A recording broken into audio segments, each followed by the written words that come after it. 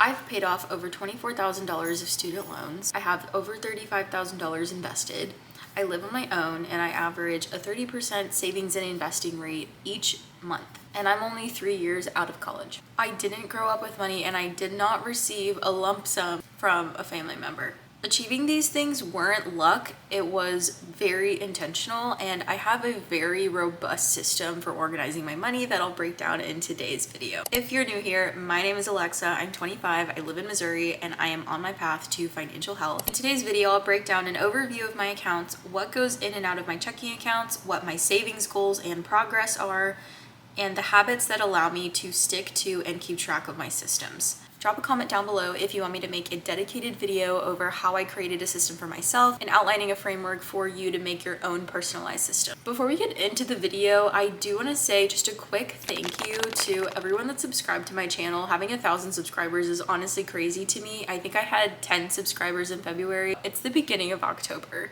I honestly just can't believe that that many people are listening to what I have to say and enjoy it enough to hit the I want to see you again button. Please continue to tell me what you think about these videos. I love engaging with you guys. Like, some of you are really funny in the comments and it makes me laugh. Here's a quick overview of my accounts so that we're all on the same page. I have a checking account with Sofi, a checking account with Capital One. I have 10 savings vaults with Sofi, and 4 credit cards: the Capital One Venture X, Chase Sapphire Preferred, Chase Freedom Flex, and Chase Freedom Unlimited. Breaking down the account flow is going to help understand how this system works. The only thing that goes into my Sofi checking account is a direct deposit from my full-time job.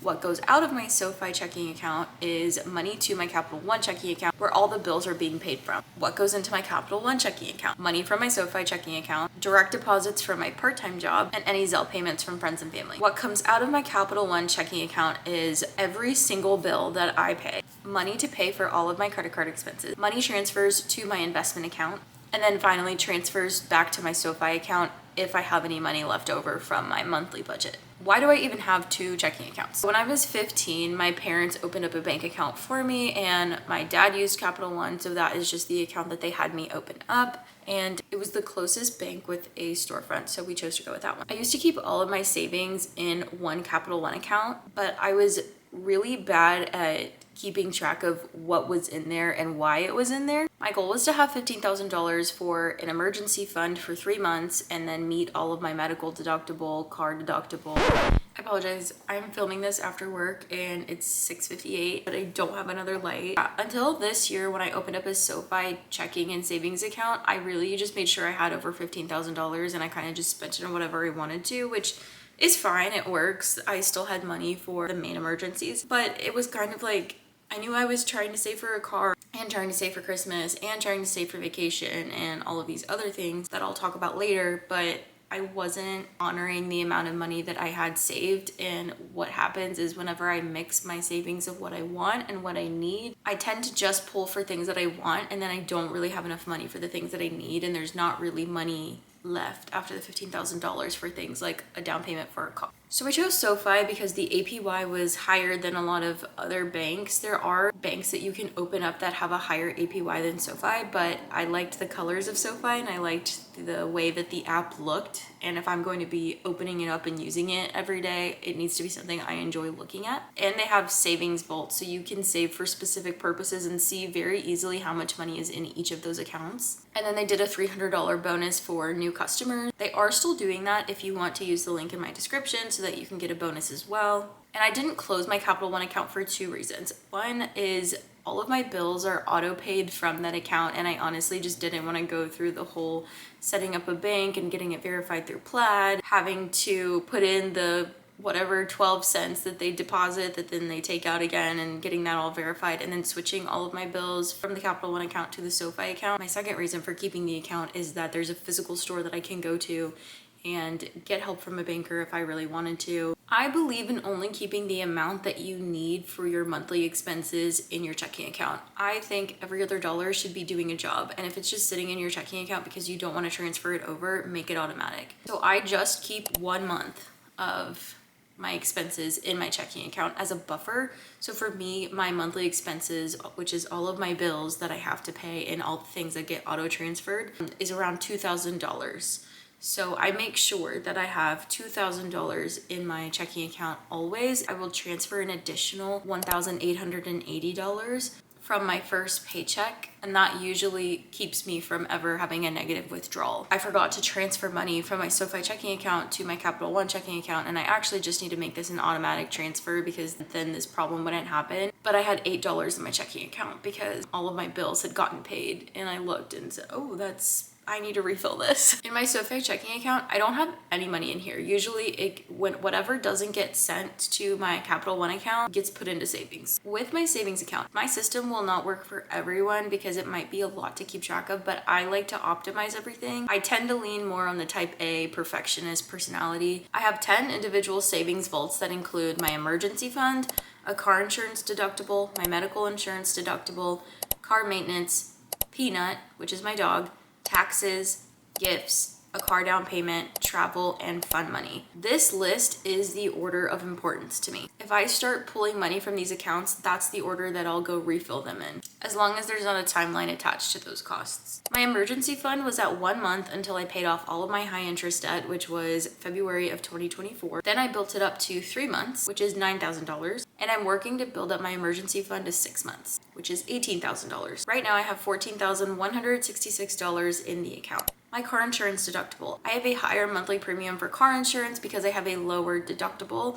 I chose to do that because I think I would have saved maybe $40 a month, and 40 times 12 is $480, and the next value for a deductible is $1,000, so I would have saved $480 over the course of a year, and that's assuming that I saved the money and didn't spend it on something else, which, if we're being honest, I don't think I would have saved that money. I would have just spent more on groceries or something. So I chose to just pay it up front, so that way if an emergency does happen, I only have to pay for $500, because you have to pay that deductible if you're at fault for the accident or you're not at fault for the accident, but there's no one else they can pin it on, or that person doesn't have money, which did happen to me. That's a story for another time, but I did have to pay a $500 deductible for a hit and run, and that was really unfortunate. I think after that situation, I realized that I can't always control when things are going to happen in my car, and I would rather have to pay $500 at once than $1,000. Since 2024, I have been on my own health insurance, and it is a high deductible plan through my employer. My deductible is $1,700 before my insurance will do their 80% copay. Up until this point, I've been using my HSA to pay for my deductible, but I had 3 bills to pay, which I made a short about it and I can attach it,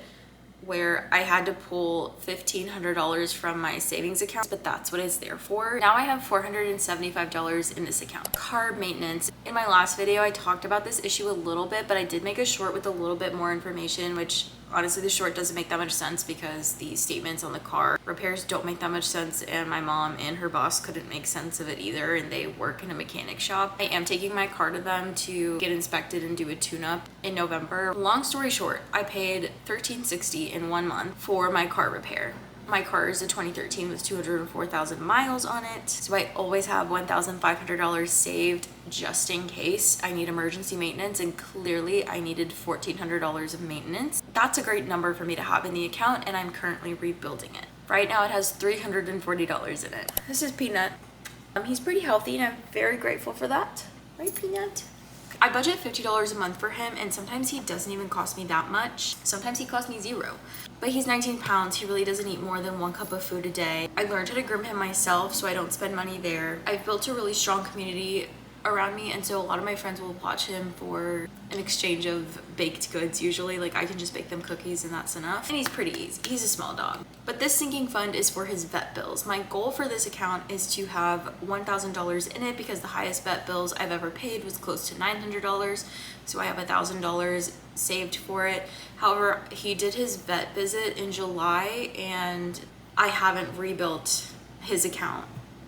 And I won't until after Christmas, but it's at $480 right now. Taxes. With investing, having a high yield savings account, and being self-employed through my part-time job, I do end up having to pay taxes. I have $2,000 saved in there just because I have no clue how much they're going to charge me, so I think that's pretty safe. I have $1,405 in it right now since I paid the IRS in April. I haven't rebuilt it, but I will after the holidays. Gifts. This sinking fund was meant to be for Christmas, but I honestly pull from it anytime I go over my monthly gift budget. I love giving. I love buying people things, meals, coffees, a nicer gift. I go overboard sometimes, but I promise myself I'm not adding any more money into this until 2026. So my goal is $2,000, but what I have saved is $1,844. That should be plenty for Christmas. My car down payment. I broke down in my last video why I'm not buying a new car. That doesn't mean that I won't get a used car that's new to me sometime in the future. I'm expecting to have to purchase a car in the next 2 to 3 years. And honestly, I didn't expect that video to have so many comments and opinions, but I kind of love it. I love that we're talking, love that we're having a discussion as a community. Thank you for commenting. Please continue to do that. Some of you guys are really funny, and I'm sorry if I offended the F-150 drivers.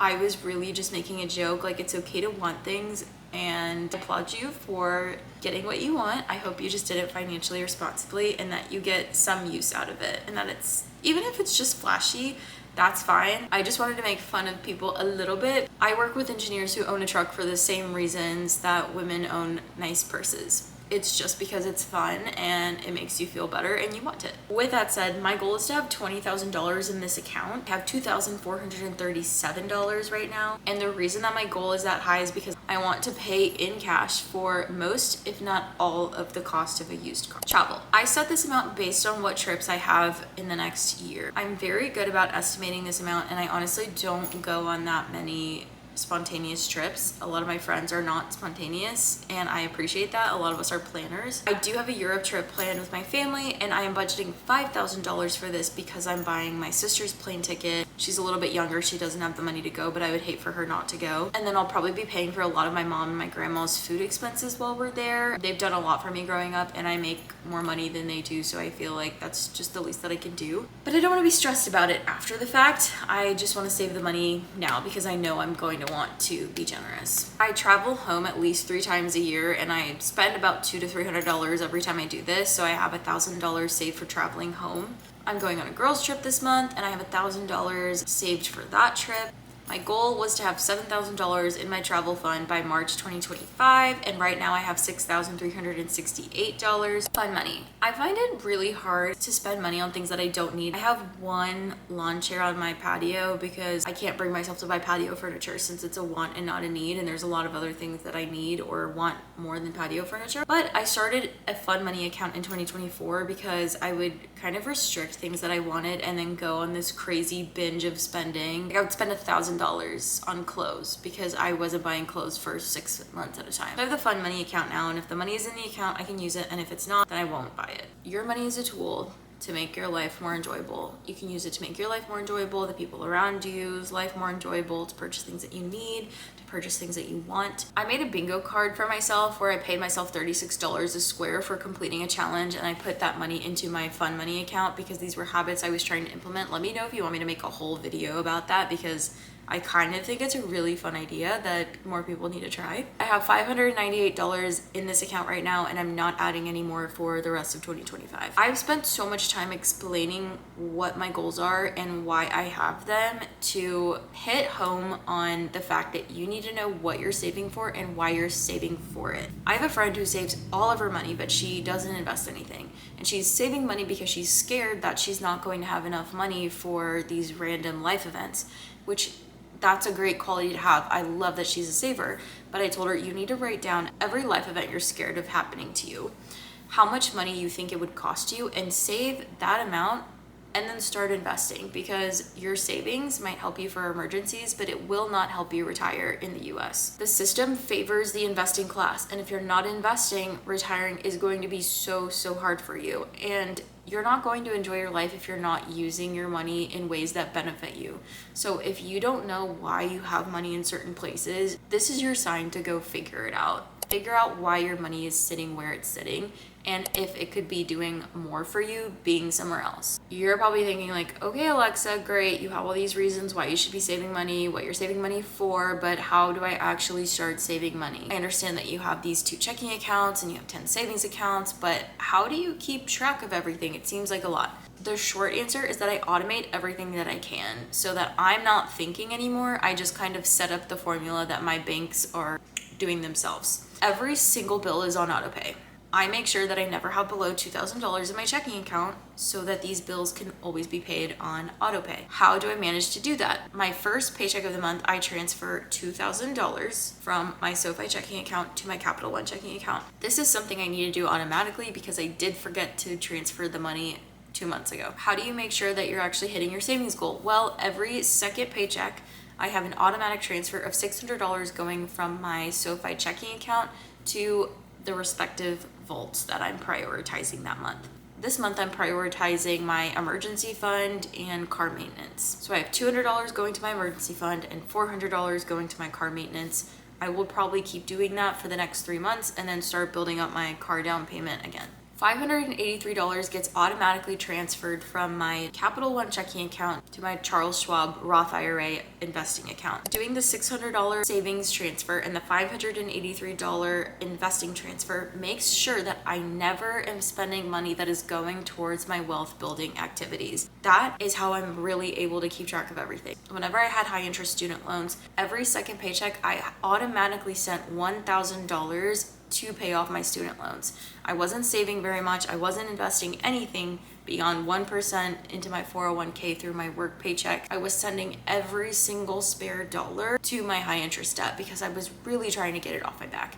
And that is how I paid that off in 2 years. On the 17th of the month, I have $21,000 transferred from my Sofi checking account to my Capital One checking account. That is enough money for the $583 investing. It's enough to pay all my credit card bills, and it's enough to pay my student loan. Every Friday, I spend 10 minutes with my money tracking all of my expenses in my budget template, and I'll put that in the description box as well. Every time I get paid, which is twice a month, I'm paying off all of my credit cards. I go and I look at the balance for each one. I make sure that nobody stole my credit card or charged something weird to it. I read through the transactions really fast, and then I hit pay in full, pay now. And that's it. Let me know if you would like to see a video about how I optimize my credit card points. I've been able to go on 4 flights this year and I haven't paid for a single one of them. And I've also stayed in 2 hotels. On the last day of the month, I buy stock with the money that is already in my account from my second paycheck about 15 days before that. And also on the last day of the month, if I have any money left over from my checking account, I make sure anything above $2,000 is getting sent straight back to my Sofi checking account. And if there's any money in that account,